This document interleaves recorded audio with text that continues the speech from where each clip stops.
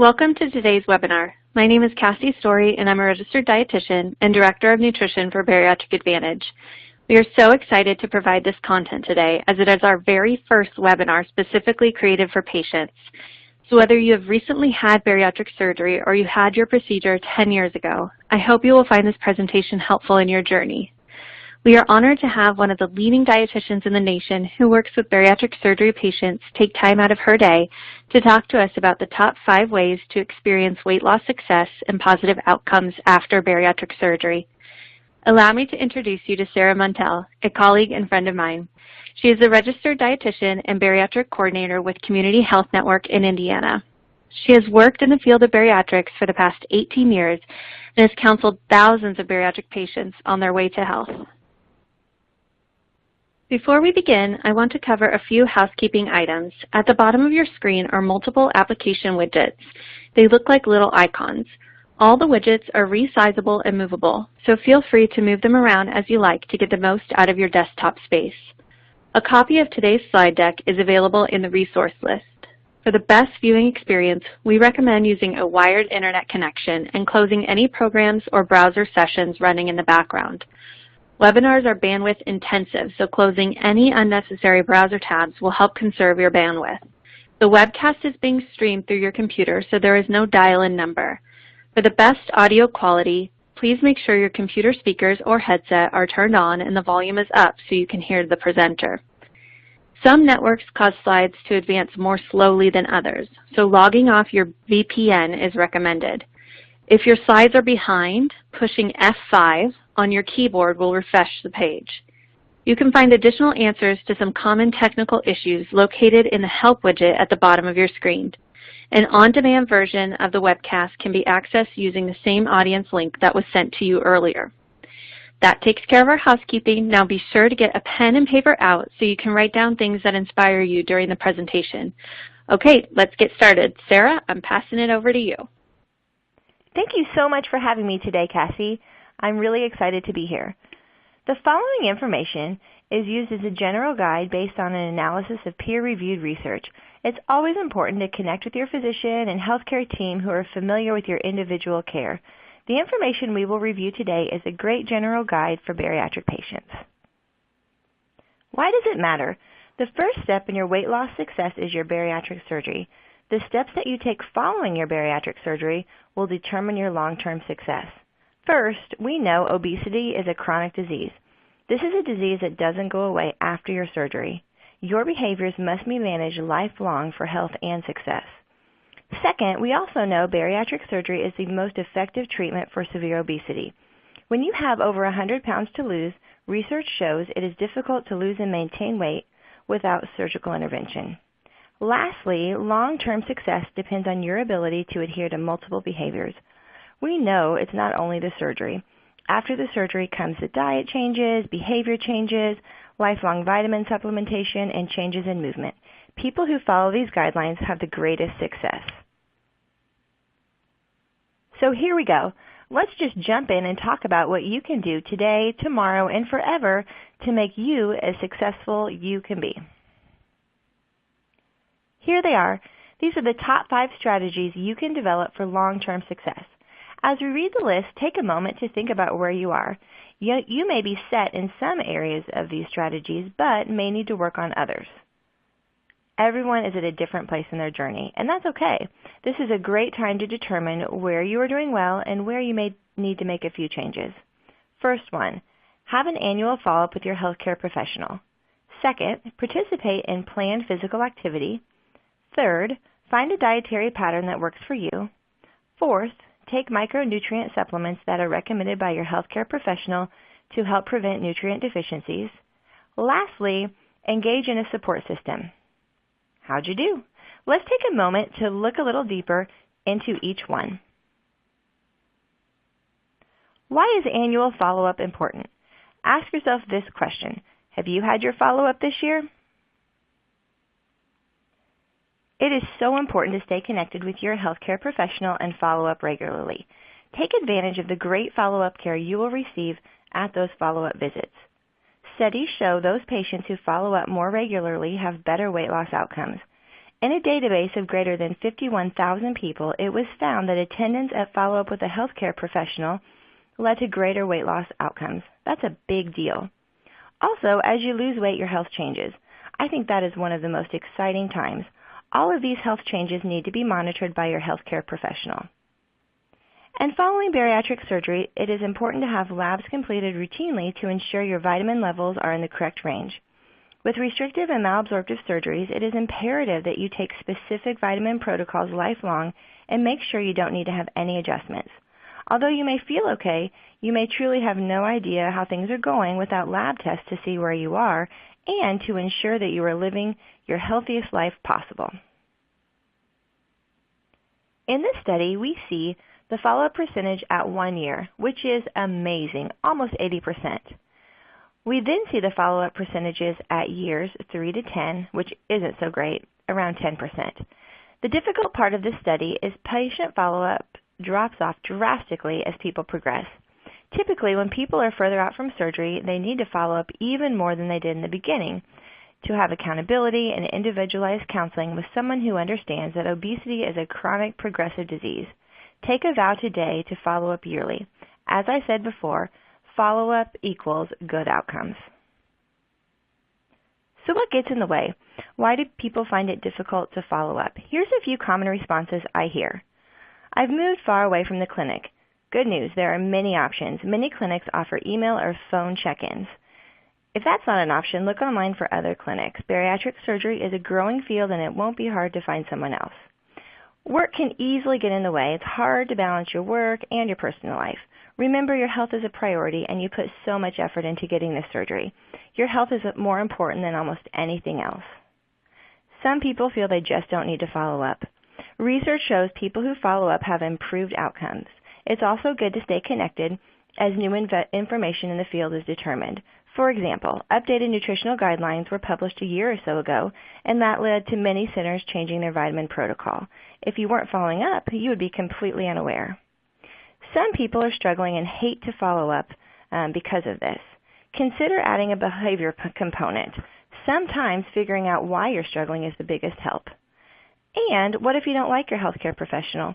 Find another one. The connection you have with your healthcare professional is so important. Find someone who you can work with and who you enjoy. Well, here's a good question. Does physical activity matter? What do you think? I think we all know the answer to this one. Studies have continued to link physical activity with weight loss. Unfortunately, planned physical activity is the most common recommendation that is not followed. We are all quick to dismiss the impact of fitness. Many post-op studies show planned physical activity is the behavior most strongly associated with weight loss. Did you hear that word here? Planned physical activity. So, what's your plan? Well, here's a statistic that will shock you. During the first year post-op, we find that patients have a small decrease in sedentary behavior and a small increase in physical activity. That sounds like a good start. Unfortunately, after 1 year, we see no additional improvement. At 3 years post-op, only 6.5% of patients achieve 150 or more minutes of activity each week. We know it's a very important aspect for success, so why does that happen? Don't make physical activity too hard. Many times we think it has to be an hour-long session with a personal trainer or purchase a membership at the nearby CrossFit gym. Although these are great options, there are many other ones that can work as well. A 5-minute walk outside or a 10-minute yoga video can be a great start. Remember, anything's better than nothing. Start small and find ways to stay motivated. Buddy up with a partner or find a way to walk during your lunch break. As always, please consult your physician before starting a new physical activity routine, which is another reason to check in for your annual follow-up visit. What makes physical activity so hard? What are the barriers? Time. I hear that one a lot. I think everyone struggles with time. Everyone has 24 hours in a day. You choose how to use them. When you agree to fit the time in, plan ahead. Get some time in your schedule and make sure it happens. The environment can be a stopper for some. Always have a couple of options ready just in case you need a backup. An exercise video at home or a yoga mat in your basement can be a good backup. Sometimes activity is easier said than done. If it's hard to walk and your knees and your back hurt, take some time to meet with a trainer and get a specific plan for you. Find a dietary pattern that works for you. As a dietitian, this might be my favorite top strategy for success. I like how this is written. Find a dietary pattern that works for you. There are many ways a bariatric diet can work, and it can be very different for every person. Every time you eat, it's an opportunity to nourish your body. Change your thinking. Sometimes after bariatric surgery, patients focus on what they can't have. Instead, focus on the opportunity you have to eat things that are good for you and nourish your body. The nutrients you take in work synergistically to promote improved health. This is the overall goal of bariatric surgery, to improve health. Let the foods you choose be a big part of that. A post-op bariatric diet varies for every person. Every person is different in what they tolerate, enjoy, and feel comfortable with. There is not one right or wrong plan, although you will hear much debate over specifics of a bariatric diet. Do keep in mind there are some general guidelines to follow all bariatric patients should comply with. This is another reason why follow-up after bariatric surgery is important. Meeting with a registered dietitian for the first 12 months after surgery is quite beneficial. What should I be eating? As people get ready for bariatric surgery, they want to make sure they are following the correct plan. Currently, there is not one dietary pattern that has been proven to promote statistically significant difference in post-op weight loss. In an average of 7 studies, the average macronutrient ranges have been reported as 35 to 50% carbohydrates, 15 to 23% protein, 35 to 42% fat. Surprisingly, these studies have found that there is no statistically significant relationship between post-op macronutrient distribution and post-op weight loss. Most bariatric centers provide specific guidelines to make sure the specific nutrients are met when eating a restrictive diet. For example, some programs recommend a higher percentage of protein to ensure you're meeting your nutritional needs. As stated earlier, always speak with your healthcare professional about your specific plan. What does this mean for you? There is still some gray areas in the bariatric surgery diets. This leaves some areas for interpretation for what fits best individually in your diet. For some people, this is very difficult, as black and white plans are what works for them. But for most, this gives each person the power and the choice to develop a plan that will work for them long term. Here's what you have to remember. Relax and be gentle with yourself. In the many years I've worked with bariatric patients, I have never met a perfect one. If you haven't followed the guidelines your center has given you, it's okay. Just try again tomorrow. If you're stressed and you choose the cookie instead of the apple, it's okay this time. It's not the end of the line for you. Work with your healthcare professional and find a plan that can fit with your lifestyle. So remember, find a healthcare professional or a registered dietitian who can help develop a plan to work for you. Finding a dietitian who works in bariatric surgery is a big plus. When working on your plan, a food log is a great place to start. This will give your registered dietitian an idea of where you are at, and the two of you can discuss your long-term goals. There are so many great electronic options for you to use, or even a pen and paper is a great way to start. As I mentioned earlier, there is room for individualizing, but there are specific published recommendations for bariatric surgery as well. This can be a great place to start when developing your plan. First, protein. Protein is the center of a bariatric diet. Protein goals are individualized for each person. They vary based on age, gender, and weight. The minimum requirement is 60 grams per day. You will discuss a specific goal with your registered dietitian, but a great place to start for the minimum recommendation is the amount of 60 grams per day. Fluid is very important. When choosing fluid, make sure you choose a calorie-free beverage. Water is always best.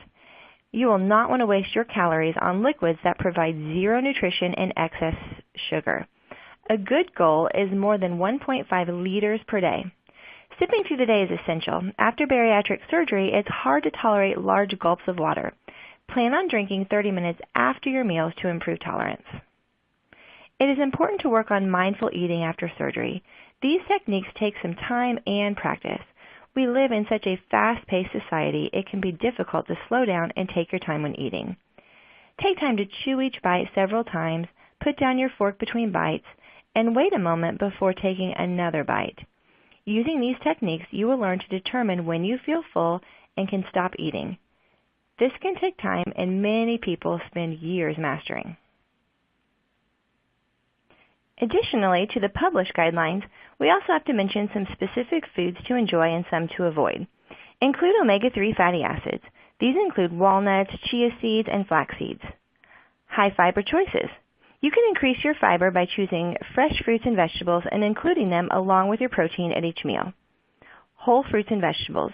These provide you with fiber, phytochemicals, and antioxidants. Low-fat dairy. Low-fat dairy includes milk, yogurt, cheese, and cottage cheese. This is a great way to fill your body up with protein while providing calcium. Make sure you avoid refined carbohydrates such as white bread, white rice, and pasta, which provide little nutritional value and are high in calorie. Concentrated sweets. These high-sugar foods are hard to tolerate. It can lead to dumping syndrome. Trans and saturated fatty acids. Instead of these bad fats, choose ones that provide a healthful benefit to your body, like canola oil, avocado, and nuts.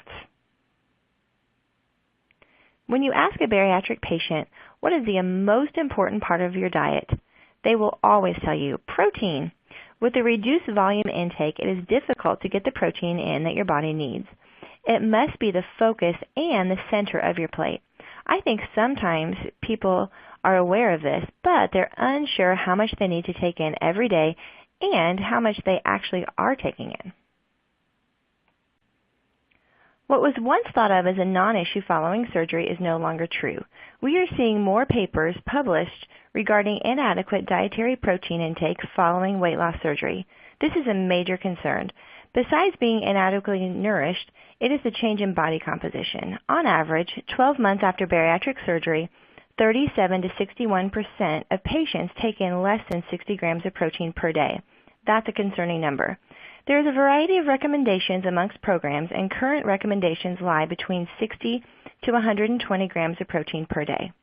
Getting your protein in can be tough to do, but there's some big risk if you don't. Inadequate protein intake can lead to loss of lean muscle tissue, inability to promote growth of muscle, and decreased functional status following surgery. We see patients who do not meet their protein needs lose more fat-free mass than those who do meet their needs. Protein can continue to be a struggle long-term. Studies have also shown dietary adherence, including low protein intake, is associated with inadequate weight loss 2 years post-op. What about weight regain? It can happen, and the first thing to do is to connect with a healthcare professional to help get you back on track. The following are a few guidelines to follow when working to get back on track. Modify your diet to 45% carbohydrate, 35% protein, and 20% fat. Lowering the carbohydrate level and choosing low glycemic index carbs can help so much. Incorporating 3 servings of dairy, think protein and calcium. Adding fiber can also help with fullness. The recommendation of 15 grams can be difficult after surgery. Sometimes a supplement is necessary. I also see when patients have regained their weight, they may have stopped taking their supplements. Returning to supplements should be a plan as well. There are several nutrition deficiencies that can lead to low energies or bone pain, which can get in the way of increasing physical activity or motivation to plan healthy meals.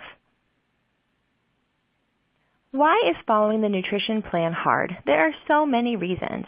Some people are just overwhelmed. There is so much information out there online, blogs, Facebook, and books.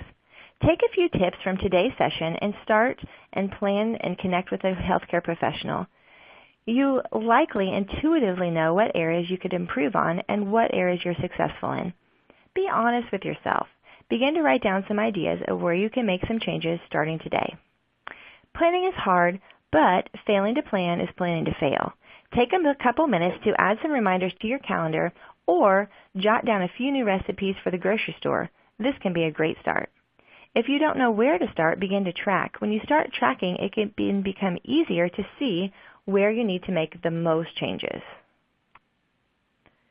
Take a micronutrient supplement as recommended by a healthcare professional. This is a big one. With restrictive and malabsorptive surgeries, it is imperative to your health that you take your supplements. This is a lifelong requirement.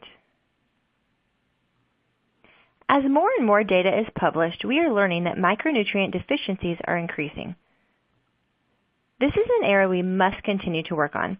As people are getting rid of diabetes, hypertension, and joint pain, they are picking up some serious deficiencies. Think about it. People are working so hard to improve their health, but without the proper supplementation, their health is not improving and arguably may be declining. I've had the unfortunate experience of counseling patients who are far out from surgery that have had permanent or debilitating vitamin and mineral deficiencies that could have easily been prevented if they took their supplements and had their labs drawn yearly. Here's one reason why we are seeing more nutritional deficiencies. There are a few things we know. People follow directions less as they are further out from surgery. Think about it for a minute. I'm guessing you were a lot more strict with your supplements the day or two following your surgery versus the year or two after. Second, we know that deficiencies increase as you progress from surgery. They don't happen right away. They happen months or years out. So the problem is people are not following directions when they need to be following them the most. This can lead to deficiencies with irreversible consequences. How often are people taking supplements? Studies continue to show that taking micronutrient supplements as recommended are low. One study showed that micronutrient supplement intake at 10 years was only 33%, meaning 1 out of 3 patients were taking supplements. 8% of patients said they had never taken them. Here's the good news. Adherence to supplements can make a huge impact on your overall health. By taking the recommended supplements, your body gets the nutrients you need and you feel well. This can be a fixable problem. The challenge? We must find a way to have people take their supplements regularly. Deficiencies can lead to irreversible consequences. Patients experience permanent nerve damage, night blindness, and even paralysis due to vitamin deficiencies. What is difficult for me as a dietitian is knowing that these unintended consequences were likely very easily preventable if only a patient had taken a vitamin and mineral supplement at the appropriate level for a bariatric post-op patient. Here are a few studies that show compliance after surgery. The first was an electronically monitored that found patients were almost 60% compliant at day 7. By day 50, 6 weeks post-op, patients were less than 40% compliant. People also seem to think they are doing better than they are. For example, in this teen lab study, a study with adolescent bariatric surgery, patients were self-reporting compliance, but were also measured electronically. You will see patients drastically overestimated their compliance. We have established people are not great at taking vitamins, but what is the result? If you see a gray line, you will see the percentage of deficiencies preoperatively. These rates get worse, the red line, following bariatric surgery. This is not a great number and challenges us in the bariatric community to strive to improve these results. One of the most long-term adverse events every patient can face is a micronutrient deficiency. This is astounding to me because these are preventable. By not taking supplements, patients are setting themselves up for a deficiency in long-term health conditions like anemia, bone disorders, neurological complications, and unfavorable body composition. Patients not taking supplements regularly, plus the increased risk of developing deficiencies after surgery, can equal negative long-term outcomes. Over my 18 years in working with bariatric patients, I have encountered a number of these. Here's a few examples. A 7-year post-op patient comes into the clinic. She complains she's chronically tired and has no energy. She's experiencing some hair loss. After talking a bit, she admits she's been off and on with her iron supplement over the last year. She thought she was tired due to her crazy schedule with the kids, and her hair loss was due to stress. After running some routine labs, we found she was severely iron deficient. Due to her very low levels, she was scheduled for an iron infusion and eventually high-dose iron supplements. This is quite costly and time-consuming and could be prevented by regular iron supplementation. Another patient came into the clinic complaining of falling frequently. She stopped taking her B12 supplement years ago as she thought she didn't need it. Testing showed her B12 level was very low. After further testing, it was determined that the falling she was experienced was due to her low B12 level throughout the year she was not receiving bariatric care. Even today, her B12 levels have increased with supplementation, but she still struggles with balance. Sometimes people just don't see the connection. I was helping a patient developing a vitamin plan after being off track for some time. We chose a multiple vitamin, and I suggested calcium. The patient said, "Oh, I don't need calcium. I don't take that. What would it do for me?" As we were discussing the benefits of calcium with bones and teeth, the man connected that he had not been taking his calcium for a while, and over these multiple years, he had lost many adult teeth. We ordered his labs as soon as possible. One challenge regarding supplementation is the very large variation in which healthcare professionals recommend supplements. In addressing this lack of consensus on the appropriate type and amount of micronutrient supplementation is needed to prevent deficiencies leading to an extreme variance in recommendations across the nation. Luckily for us, there are published guidelines regarding required supplements. The newest update was published in 2016. This has given the bariatric community a chance to update their recommendations and get on the same page.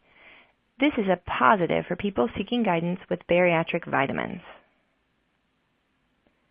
Above is a chart of the requirements for bariatric patients to prevent deficiencies.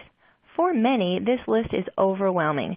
Patients take the entire list and try to complete it with over-the-counter supplements and find it nearly impossible. A recommended complete multiple vitamin does not meet all the bariatric requirements. Multiple additional supplements must be purchased to meet these needs. Luckily, over the last several years, bariatric-specific supplements have been developed to specifically meet the needs of bariatric patients.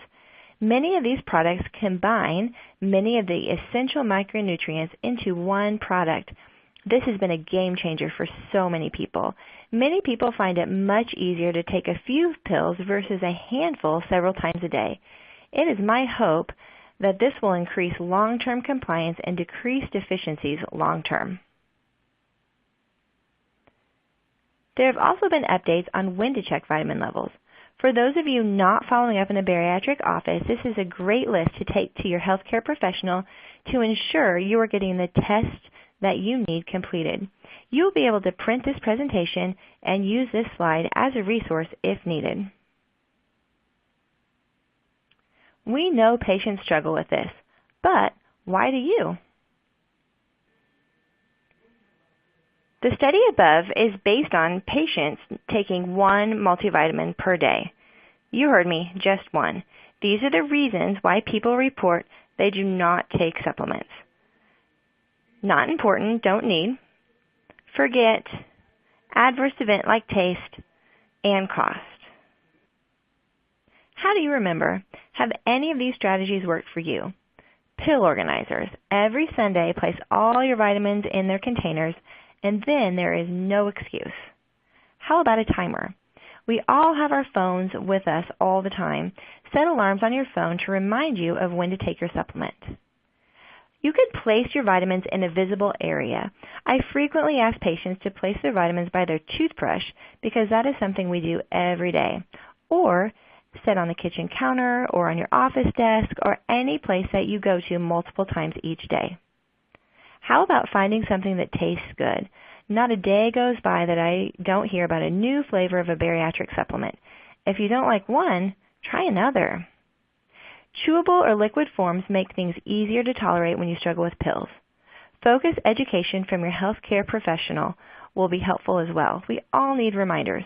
When you regularly visit your healthcare professional, you will get a constant reminder of what you need to take. Support is key. It can be different for everyone. What does yours look like?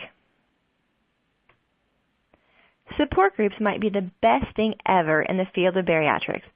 This is a safe place where patients can attend, connect with others in the exact same place that they are. You may have a wonderful support system at home, but there's a lot to be said about connecting with others who are in the same place as you. Support groups are offered all over the nation. Take a moment to find one close to you. Here are a few benefits of support group. Provide the most current information, create a social support network, treatment of problematic behaviors. Many offer resources for family and friends. They promote accountability. They increase program engagement, and they improve surgical results. There is great data surrounding the importance of support groups. Research has found that those who attend support groups regularly at 1 year have a percent excess weight loss of 55% versus those who do not at 47.1%. These groups seem most helpful after 6 months when weight loss has slowed down. Support groups are great. However, there are barriers to get there. Time, commitment, distance, and childcare can all limit attendance. Luckily, there are so many options for support. Many programs offer online groups, Facebook groups, Google groups, or Yahoo groups. Some groups are even now video conferenced through GoToMeetings or WebEx. In-person may be the gold standard, but for today's busy life, there does need to be alternatives. Some programs offer mentorship programs. The more experienced patients can help the newer patients through their journey. This can be a great positive connection. Most support groups are led by a healthcare professional, but there are peer-led groups as well. These offer a different perspective and another avenue for support. As always, if you're starting a new program, please check with your healthcare professional. We have gone over a lot of great information, but before we conclude, I want you to get a pen and paper next to you and set a goal for yourself. You may have a thing or two you want to work on after listening today. We are going to set a SMART goal. It's easy to set a general goal. I want to exercise more. This doesn't tell you much. Let's go a little deeper. S, specific. I will walk in my first 5K in 12 weeks. That's specific. M, measurable. What is the measurable aspect? Walking a 5K. A, achievable. Is this something you can achieve? Make sure that it's a challenge, but don't set yourself up for failure. R, realistic. Is this goal realistic? And T, timely. Give yourself a time frame. We said 12 weeks. Now it's your turn. Take a moment to focus on your goals. In closing, long-term success of weight loss and health outcomes after surgery require lifelong adherence to several key recommendations. Don't feel that you must figure everything out today. Just take it one step at a time. This is a marathon, not a sprint. No matter where you are in your journey, pre-op or post-op or even just thinking, I hope today provided you with some positive information that will help you on your journey. In conclusion, to increase your chances of successful weight loss and positive health outcomes, you should, number 1, follow up with your healthcare professional. Number 2, participate in your planned physical activity. Number 3, find a dietary pattern that works for you. Number 4, take a micronutrient supplement recommended by your healthcare professional to help prevent nutritional deficiencies. And number 5, engage in a support system. Thank you for your time today. Remember, all the hard work you put into your journey will result in health and wellness. Good luck to all of you. Thank you, Sarah, for that wonderful information, and thank you all for listening. Be sure to take the quick survey on your dashboard. It should only take 2 minutes. Here are the full resources for the available guidelines for micronutrient supplementation that Sarah referenced earlier. And please look for information regarding future webinars. We look forward to you joining us again soon. Have a great day.